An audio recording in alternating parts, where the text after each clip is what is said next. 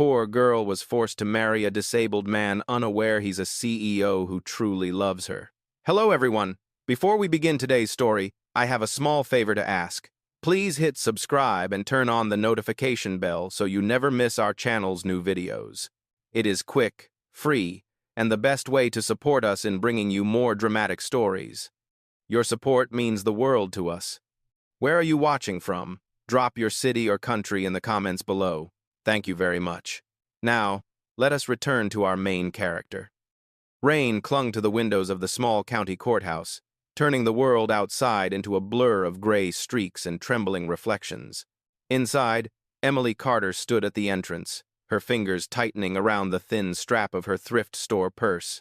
She could feel her pulse in her ears, loud and uneven, almost drowning out the echo of footsteps in the hallway. She had never imagined her life would come to this moment. A forced marriage, a man she had never truly met, a future she had no power to shape. "Emily," her aunt whispered beside her, nudging her forward, "do not make this harder. You know we cannot afford your mother's treatment without this arrangement." Emily swallowed hard. The words felt like iron chains tightening around her ribs. She knew her aunt was right. The hospital had given them an ultimatum, payment or discharge, and her mother was too weak to fight anymore. The heavy wooden doors creaked open ahead of her. That was the first time she saw him. Alexander Hayes. He sat in a wheelchair near the judge's bench, his posture upright, his suit perfectly tailored, his expression carved in stone. His black hair was combed neatly to the side, and though he looked composed, there was something unreadable in his eyes, something quiet and distant, like he was living two lives at once. Emily had been told he was disabled. She had been told he needed a wife for family reasons. But no one said he looked like a man carved from thunder and discipline, a man who had been powerful long before fate robbed him of his legs. Alexander lifted his gaze when she entered. For a moment, time stopped. The air shifted between them, too heavy for a room so cold. Emily lowered her eyes first, unable to hold the intensity of his stare. She did not know that he was not just a man in a wheelchair. She did not know he was the hidden force behind Hayes International, one of the most influential corporations in the country. She did not know he had agreed to the marriage only because his family demanded it after a corporate scandal and because refusing would cost him control of his own company. She only knew him as the disabled stranger her family had signed her off to. "Let us begin," the judge said, flipping open a folder. Emily felt her knees weaken. Alexander did not move, but his jaw tightened ever so slightly, as if bracing himself for impact. The judge cleared his throat. "Do you, Alexander Hayes, take Emily Carter to be your lawfully wedded wife?" Alexander's voice was deep, steady, and emotionless. "I do." Emily felt the words slice through her like a blade. Not because he meant them, but because it sounded like he had practiced them 1,000 times. Then the judge turned to her. "Do you, Emily Carter, take Alexander Hayes to be your lawfully wedded husband?" Her breath trembled. She remembered her mother's pale hands gripping hers. She remembered the medical bills stacked on the kitchen counter. She remembered the shame, the fear, the crushing weight of poverty. I do," she whispered. The judge signed the certificate with a clean stroke of his pen. In that instant, Emily's life split into a before and an after. Alexander lifted his eyes toward her again. There was something in his expression she could not interpret, not pity, not triumph, not indifference. Something deeper, something quietly burning. But Emily turned away before she could understand it. She did not know that this man, this stranger, was already beginning to fall for her. Emily sat silently in the back seat of the black sedan as it rolled away from the courthouse. The windshield wipers beat a slow rhythm against the light drizzle, and every sound in the car felt magnified by the tension that hovered between her and the man beside her. Alexander remained upright in his wheelchair, hands folded neatly over his lap, gaze fixed on the blurred city lights outside the window. He had barely spoken since the ceremony. She had not spoken at all. Emily tried to steady her breathing. The weight of what she had done was finally hitting her, settling into her bones like the cold air outside. She was married, legally married, bound to a man she did not know for reasons she still did not understand. Her aunt's voice echoed in her mind. "We cannot afford your mother's treatments without this. Do not make trouble. Do not ask questions. Just go through with it." Emily pressed her fingers to her forehead, trying to push away the ache forming behind her eyes. She wished her mother were healthy enough to talk to her, to guide her, to tell her that this sacrifice meant something. But her mother had been too weak for weeks. The doctors had warned that the next round of medication was essential, and the cost was more than Emily could earn in a year. Alexander glanced at her briefly. "The drive will take 30 more minutes," he said, his tone polite but distant. "Thank you," she replied softly, unsure what else to say. Silence fell again, heavier this time. Emily looked down at her worn shoes. She wondered how she appeared next to him. He looked like a man used to commanding rooms with a single sentence. Even seated in a wheelchair, he carried a quiet authority, the kind that came from years of discipline and responsibility. She had nothing that resembled power, no savings, no safety net, no options, only need and guilt. When the car finally turned into a long private driveway lined with stone lanterns, Emily felt her breath catch. At the end of the path stood a large estate, its white columns glowing beneath warm exterior lights. It looked nothing like the cramped apartment she had grown up in. It looked like a world she had never belonged to and never imagined entering. The chauffeur opened the door for her. "Mrs. Hayes," he said gently. Emily froze at the title. It felt too big for her, too heavy. She stepped out carefully, her legs stiff from anxiety. The air was crisp, carrying the faint scent of pine from the surrounding trees. She heard the soft whir of Alexander's wheelchair behind her as he moved down the ramp. "Follow me," he said, his voice calm but unreadable. Inside, the foyer spread out like the lobby of a luxury hotel. A crystal chandelier cast warm light across polished wood floors and tall windows. Emily felt her shoulders tense. She had never been inside a home like this. She had never been inside a place that felt this expensive, this curated, this far from everything she knew. A housekeeper approached with a polite smile. "Welcome, Mrs. Hayes. Your room has been prepared." Emily almost corrected her instinctively, but the words dissolved on her tongue. This was her life now. This was her husband. This was her new home. Alexander gestured toward the staircase. "Your room is upstairs. Mine is on the first floor for easier access." Emily nodded, clutching the strap of her purse. "Thank you," she whispered again. He paused, studying her face for a brief moment. "If you need anything, ask the staff. They will assist you." His tone held no cruelty, but there was distance in every syllable, as if a wall existed between them that neither dared to acknowledge yet. Emily followed the housekeeper up the stairs.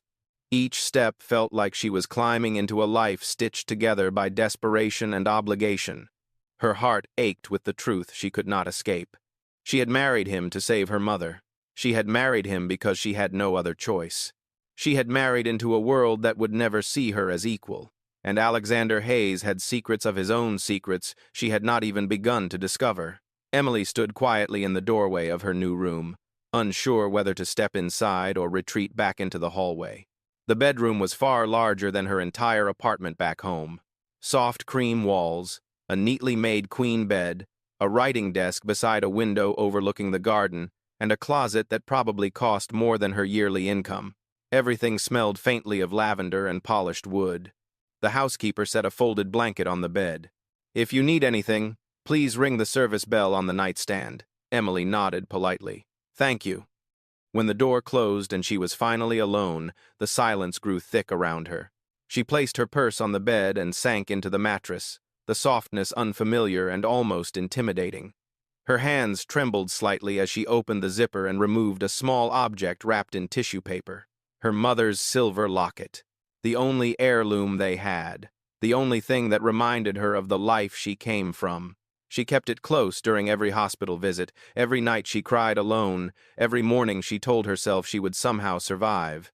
Emily pressed the locket gently to her chest. She needed this piece of home more than ever now. Without it, she feared she would disappear completely in this enormous house with its silent hallways and cold chandeliers. She placed the locket carefully on the nightstand, next to the service bell. The metal glimmered under the soft lamplight, casting a small, hopeful reflection on the table. She did not know that this small object would later become the reason Alexander would fight for her. A knock sounded gently on the door.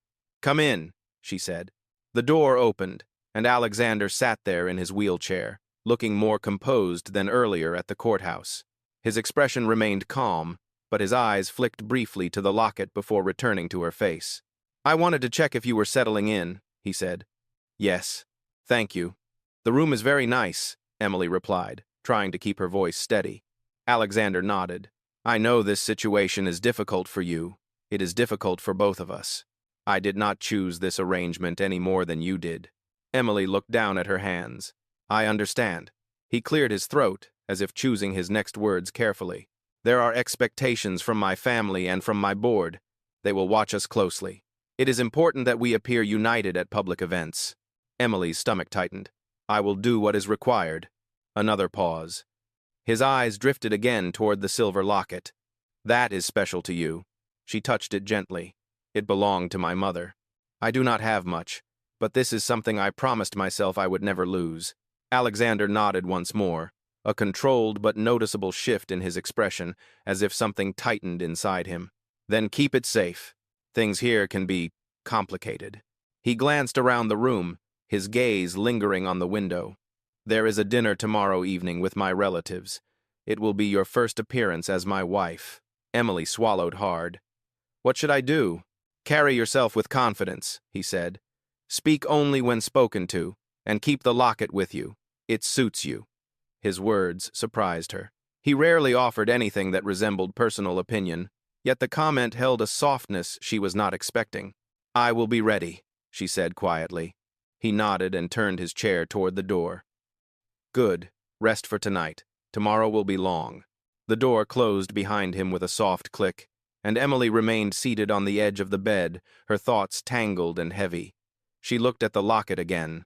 In a house full of wealth she did not understand, surrounded by people who did not know her name an hour ago, this small piece of her past was the only thing she could anchor herself to. She did not know that Alexander had noticed the way she held it, the way her fingers trembled, the way she guarded it like a heartbeat. She did not know that he had felt an unexpected pull in his chest when he saw it. She did not know that this simple locket would become the first fragile thread tying their two distant worlds together. The next morning arrived quietly, with pale sunlight slipping through the curtains of Emily's room. She had barely slept. Her mind replayed every moment from the courthouse and every word Alexander had spoken the previous night. The estate felt too large, too polished, too far from everything she understood. Yet the locket on her nightstand grounded her, reminding her she still had something of her own. She dressed slowly and stepped into the hallway. The house was silent except for the faint hum of distant activity from the kitchen. Emily walked downstairs, unsure where she was allowed to go or what she was expected to do. The foyer seemed even more intimidating in daylight. She turned the corner and stopped when she heard a voice. Alexander sat in the sunroom, a space filled with floor-to-ceiling windows and morning light that softened every edge of the room. He had a stack of documents on his lap and a tablet propped against the armrest of his wheelchair. His posture remained straight, disciplined, and controlled. His eyes lifted when he sensed her presence. "You are awake earlier than I expected," he said calmly. Emily stepped inside slowly. "I did not sleep well." His expression softened just slightly. "Adjusting to this place takes time." She did not know how to respond, so she simply nodded. Alexander closed the folder and gestured toward the seat across from him. "Sit for a moment." Emily moved cautiously, lowering herself into the chair. The sunlight warmed her face, easing some of the tension in her shoulders. "We will be attending dinner with my family tonight," Alexander said. "Before that, we need to discuss a few things." Her pulse quickened. She had known this conversation was coming, but hearing it made everything feel more real. He continued, "My family will question you. They will look for inconsistencies. Most of them are skeptical of my decisions, and they will expect you to fail." Emily clasped her hands tightly. "What do I say?" "Start with the truth," Alexander replied. "Not all of it, but the parts that matter. Tell them where you grew up. Tell them what you do. You do not need to pretend to be someone else." Emily looked up, surprised. She had expected him to hand her a script or some rehearsed persona. "You want me to be honest?" "As honest as you can be within reason," he said. "Confidence is more important than perfection." The moment hung between them, gentle but charged. This was the closest he had come to reassuring her since their marriage. Then something unexpected happened. A housekeeper stepped into the room carrying a tray with 2 cups of tea. She placed it on the small table between them and left quietly. Emily reached for her cup, but her hand brushed the saucer too quickly. The porcelain rattled. She caught the cup just before it tipped, but a few drops of tea splashed onto her fingers. She gasped softly, shaking her hand. Without hesitation, Alexander leaned forward and handed her a napkin. "Careful," he said, his voice low, almost warm. "This set is older than the estate itself." Emily blinked, startled by the trace of humor in his tone. "I am sorry. I did not mean to cause any trouble."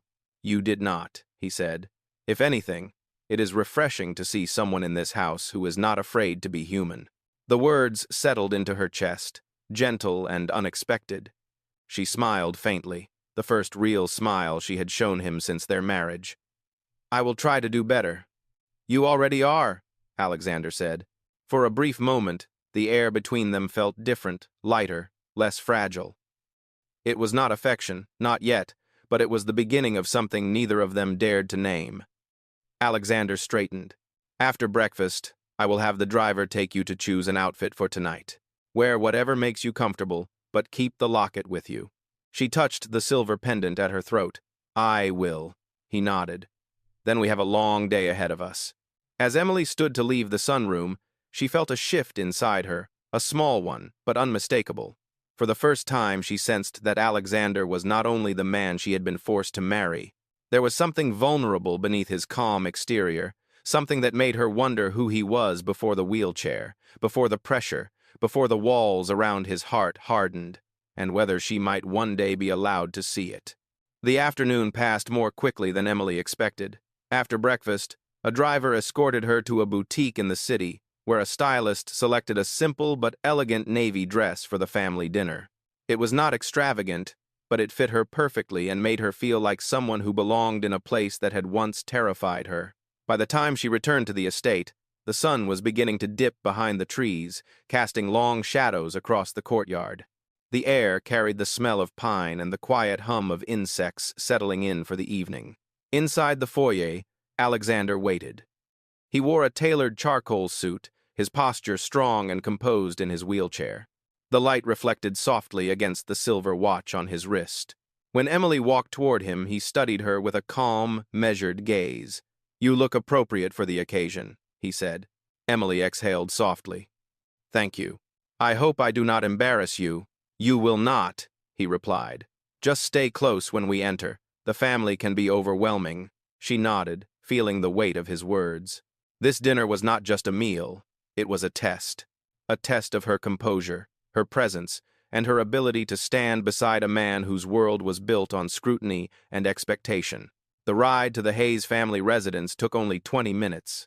The estate was even more imposing than Alexander's. Large stone pillars framed the entrance, and the warm glow from the windows revealed silhouettes moving inside. When the door opened, a pair of stern eyes greeted them. "Alexander," the older man said, giving a stiff nod. "You are finally here." "Uncle Richard," Alexander answered, equally composed. "This is Emily." Richard's eyes drifted over her like a quiet evaluation. Not hostile, but not welcoming either. Emily stood a little straighter, remembering Alexander's advice. Inside, the dining room was filled with murmured conversation and clinking silverware. A long table stretched across the center, lined with polished glasses and plates. Everyone stopped talking the moment Alexander entered. Emily felt dozens of eyes on her. Whispers began almost immediately. "Is that really her? She looks young. She looks nervous. Where is she from?" Alexander leaned slightly toward her. "Ignore them." His voice steadied her more than she expected. They moved to their seats near the head of the table. Emily kept her hands folded neatly in her lap, silently observing the subtle hostility in the room. The glances, the raised eyebrows, the half-smiles that felt more like concealed judgment.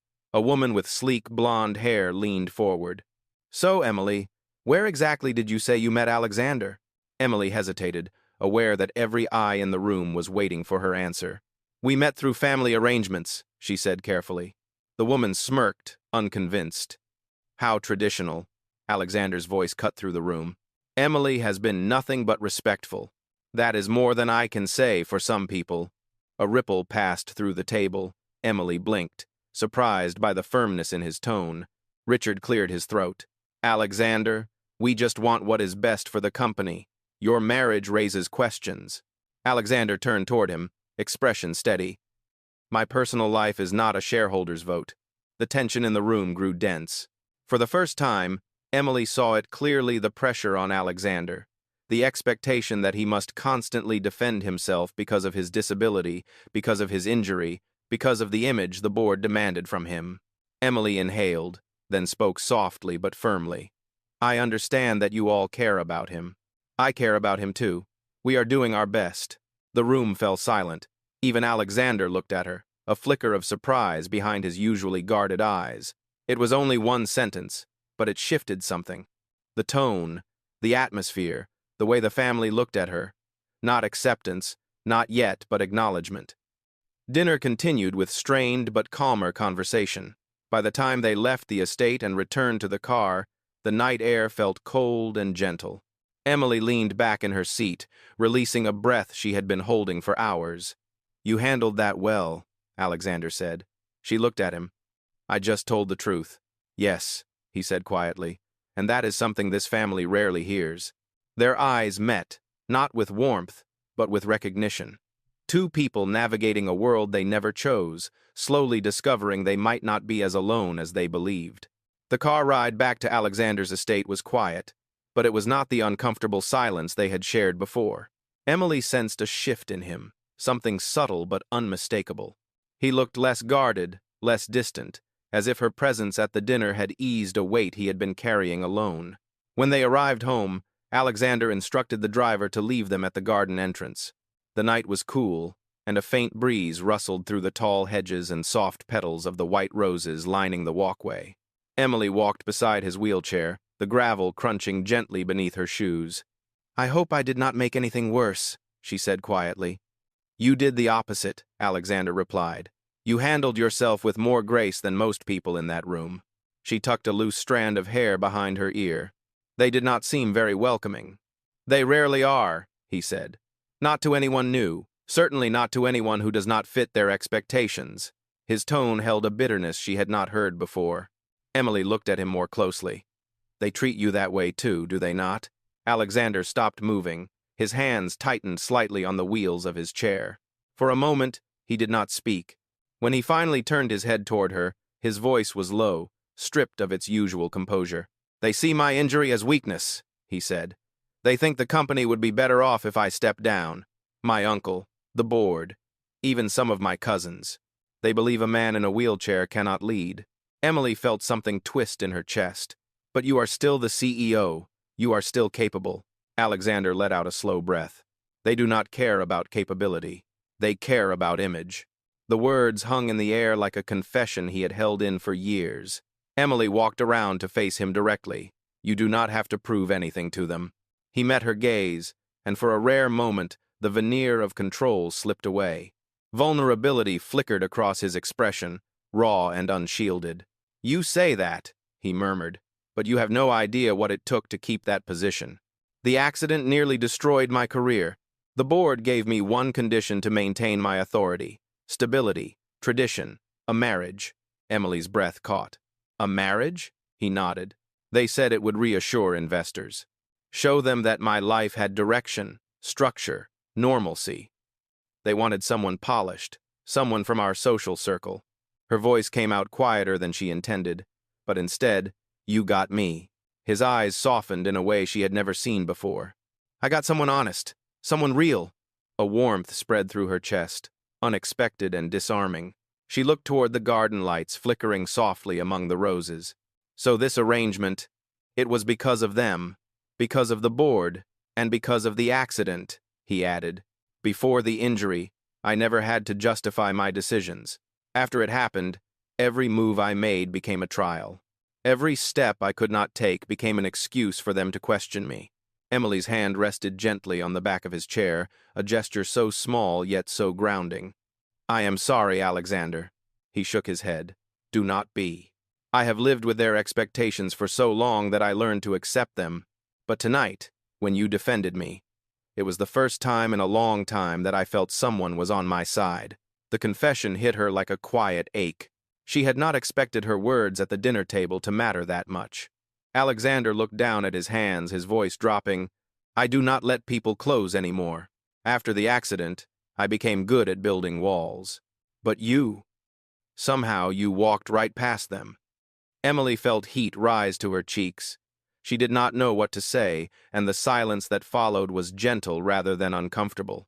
The wind brushed softly through the garden, carrying the scent of roses around them. Alexander lifted his gaze once more. If this marriage is going to work, even as an arrangement, I need you to know the truth, not the version the board tells. Not the version my family expects, my truth. Emily nodded, her heart steadying. Then tell me everything. For the first time since she met him, Alexander Hayes looked at her not as his contract wife, not as someone fulfilling a requirement, but as someone he trusted with the pieces of his broken world. And in that moment something shifted, quiet, real, and impossible to ignore. The next morning arrived with a tension that Emily could feel before she even opened her eyes. The house was unusually quiet, the kind of silence that warned of something brewing beneath the surface. She dressed quickly and headed downstairs, expecting to find Alexander in the sunroom or occupied with his documents. Instead, she found two members of the household staff whispering near the foyer. They stopped the moment they saw her, exchanging a look that made her stomach tighten. Good morning, she said cautiously. They both nodded politely but hurried away, leaving her standing alone in the wide hallway. Anxiety crept through her chest. Something was wrong. She stepped into the sunroom, but the space was empty. No documents, no wheelchair tracks, no sign of Alexander at all. She turned toward the kitchen, but before she could enter, she heard raised voices coming from the study. She approached quietly, the door slightly ajar. Inside, Alexander sat behind the large oak desk, his fingers gripping the wheels of his chair with barely contained frustration. Across from him stood his Uncle Richard, his posture rigid, his tone sharp. You have compromised this family, Richard said. You have compromised the company. Bringing that girl to dinner was a mistake. Emily froze in the doorway, breath caught in her throat. Alexander's voice held an edge she had not heard before. Her name is Emily. And she did nothing wrong, Richard scoffed. She is inexperienced, unrefined, and clearly overwhelmed. She does not belong in our circles. The board already doubts your leadership. Now they doubt your judgment. Emily's chest constricted painfully. She knew she should leave, but her feet refused to move. Richard continued. We warned you that if you insisted on this marriage, there would be consequences. The board has called an emergency meeting. They want explanations. They want to know why the CEO of Hayes International has married a girl with no background, no assets, and no strategic value. Alexander's jaw tightened. My personal life is not up for debate. You made it the moment you brought her into the public eye, Richard snapped. If you were going to choose someone outside the family's expectations, you should have at least chosen someone who could help our image, not damage it. The words struck Emily like blows. Before she could retreat, her shoulder nudged the door lightly. It creaked. Both men turned sharply. Alexander's eyes widened when he saw her. Richard crossed his arms. Good. She should hear this. Emily shook her head, voice fragile. I did not mean to listen. You heard enough, Richard interrupted coldly. You know exactly what kind of trouble you are causing. Alexander's expression hardened. Richard, that is enough. But the damage was already spreading through her like cold water. Emily swallowed. Alexander, am I hurting your position? Am I making this worse for you? Alexander wheeled toward her. Emily, listen. No, she whispered, stepping back. I need to know. Tell me the truth. For the first time since she met him, Alexander hesitated. It lasted only a second, but it was enough. That single pause carved through her like a blade. Richard smirked. There it is. Even he knows. Emily felt her vision blur. I should not have come here. I should never have agreed to this. She turned away, brushing past the doorway, her heartbeat thundering in her ears. Alexander called after her, his voice strained. Emily, wait. But she kept walking, her hands trembling, her mind spiraling into every fear she had tried to bury. She expected judgment from strangers. She even expected hostility from his family. But hearing that she was a liability to him, hearing that she might cost him everything, shattered something fragile inside her. She ran up the stairs to her room, closed the door, and leaned against it, breath trembling. For the first time since entering this house, she felt truly unwelcome. But what hurt more was knowing that the one person she had started to trust might lose everything because of her, and she did not know if she could live with that. Emily stayed in her room for hours, curled near the window as the light shifted from morning brightness to a muted gray afternoon. She held her mother's locket tightly, the metal warm against her palm, grounding her through the storm inside her chest. She could still hear Richard's voice in her mind. "You have compromised this family. She does not belong in our circles. She has no strategic value." Every word had cut deeper than she wanted to admit. She thought about slipping away quietly, leaving the estate without a trace, but she knew running would not solve anything. And part of her feared that leaving would only confirm what the family believed, that she was weak, unworthy, and temporary. A soft knock interrupted her spiraling thoughts. "Emily," Alexander said from the hallway, "please open the door." She hesitated, then unlocked it. He entered slowly, his wheelchair moving with a quiet hum across the wooden floor. His expression carried exhaustion and something heavier guilt. "Emily," he said, "I am sorry for what you heard. You should not have been spoken to that way." Her voice trembled. "Is it true? Am I harming your position? Am I making everything worse for you?" Alexander looked pained. "You are not the problem. They are." She shook her head. "Then why did you hesitate when I asked you? Even for a moment?" His eyes closed briefly, the truth weighing on him. "Because I was choosing my words, not because I doubted you." He moved closer, stopping just in front of her. "Emily, you defended me at that dinner. You stood with me in a room full of people, waiting for you to fail. You were the only person who saw me as more than my injury or my title. I should have protected you immediately." Before Emily could respond, his phone vibrated. He glanced at the screen, jaw tightening. "The board is holding an emergency meeting," he said. "They want to discuss my marriage." Emily felt cold all over again. "Then I should leave. If I walk away now, they will not blame you anymore." "No," Alexander said sharply. "Running is what they expect. I will not let them push you out of my life or my position." He reached for the wheels and turned toward the door. "Come with me. I want you there." Emily's breath caught. "At the board meeting?" "Yes," Alexander said firmly. "They need to see who you really are." They left the estate together, the car speeding through the city until the glass tower of Hayes International rose ahead of them. The lobby was filled with employees who paused when they saw the CEO arrive with his wife. Whispers followed them, but Alexander kept his head high. Inside the boardroom, a long table was filled with executives, their faces stern and expectant. Richard stood near the end, arms crossed. "You did not need to bring her," he said. "I did," Alexander replied, "because all of you seem to have forgotten something important." He rolled to the head of the table, Emily standing beside him, her hands clasped tightly. Alexander looked directly at the board members. "This marriage is not a mistake. It is not a liability. It is my decision. And my leadership is not weakened by the person I choose to stand beside me." Richard scoffed. "You expect investors to accept a girl with no background?" Alexander's voice sharpened. "They will accept integrity, something this company has lacked for a long time." The room shifted, uncomfortable. "And if the board chooses to challenge my authority," he continued, "you should remember that the shareholders trust results, not gossip. Under my leadership, our profits increased 30%, even after my injury. I have earned my position. I will not relinquish it because you dislike my wife." Emily's eyes stung with emotion. This was not the guarded, disciplined man she first met. This was someone fighting for her. Alexander took her hand, his voice steady. "Emily stands with me, and I stand with her. If that is a problem, then the problem is not us." Silence fell over the room.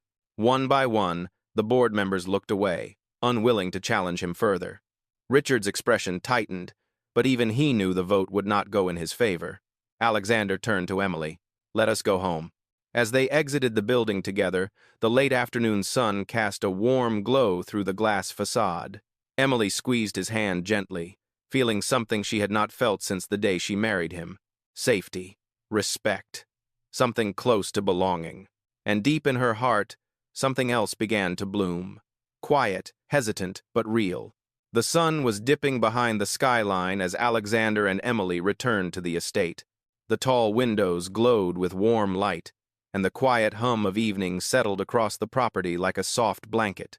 Emily followed Alexander through the foyer, her steps slower than usual, not from fear, but from everything her heart was struggling to hold. When the front door closed, the world finally felt still. Alexander turned his wheelchair toward her.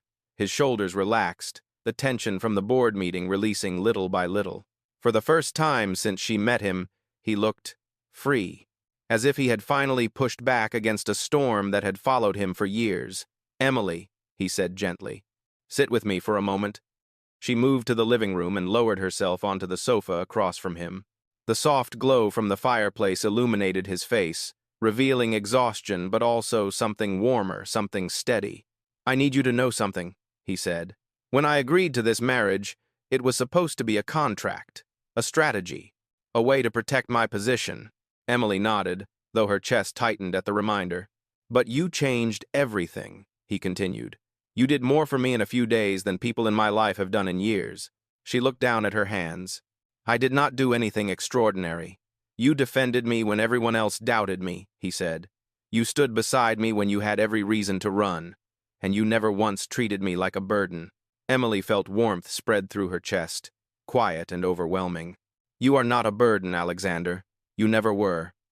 He released a slow breath, as if those words reached a place inside him he kept locked away. Then his eyes lowered to the locket at her neck. "May I see it?" he asked. Emily hesitated, then unclasped the necklace and placed it carefully into his hand. Alexander held it delicately, running his thumb across the worn silver surface. "This locket means everything to you," he said. "It holds your past, your strength, your reason for fighting." He looked up, his voice low but full. "I want to give you something in return." He reached into the side compartment of his wheelchair and pulled out a small velvet box. Emily's breath caught. Her fingers curled softly into her dress as he opened it. Inside was a delicate gold necklace with a small circle pendant, engraved with a single word, "Chosen." Emily's throat tightened instantly. "I had it made this morning," Alexander said. "Before the board meeting, before everything that happened. I wanted you to have something that did not come from obligation or pressure. Something that comes from me." He placed the box gently on her lap. "You were not forced into my life, Emily. You were chosen. And not because the board wanted stability, not because my family demanded tradition, but because I saw your strength, I saw your heart. And I knew you deserved to be more than a contract." Her eyes burned with emotion. "Alexander, I cannot promise I will always say the right thing," he said. "And I cannot promise this path will be easy. But I can promise this. I will stand with you the way you stood with me. I will choose you every day, not because I must, but because I want to." Tears filled her eyes, soft and warm. She leaned forward, her forehead brushing his gently, her voice barely above a whisper. "I choose you too." The moment held them together, fragile and real, the kind of connection that did not come from signatures or agreements, but from something deeper, something earned. Alexander lifted his hand and rested it against hers. "Then let us begin again, not as strangers, not as partners in a deal, but as two people building something honest." Emily nodded, placing her mother's locket against her heart with one hand and the new necklace in the other, two pieces of her life. One from where she came from, one from where she was going. Outside, the last light of day faded into the gentle glow of night. Inside, their new life, real, chosen, and equal, finally began.